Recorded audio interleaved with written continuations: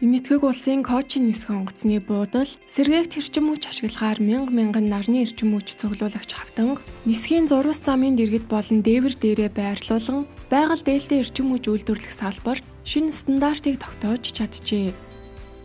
Эдгээр хавтангууд нь 30 хөл бөмбөгийн талбайтай тэнцвүүц хэмжээтэй бөгөөд 10,000 айлыг эрчим хүчээр хангахад хүрэлцэхээр эрчим хүчийг ялгаруулах хүчин чадалтай ажээ. Одоогоор энэхүү шийдэл нь нисэх онгоцны буудлын хэрэгцээнээс илүү гарсан эрчим хүчийг гаргаж авч байгаа бөгөөд Энэтхэгийн Колката онгоцны буудалд мөн уг аргыг туршиж байна. Кочин дахь эрчим хүчний хавтангууд амжилттай ажиллаж байгаа бөгөөд Колката нисэх онгоцны буудал бүс нутагтаа нарны эрчим хүч ялгаруулагч хамгийн том генераторт тооцогдож байна.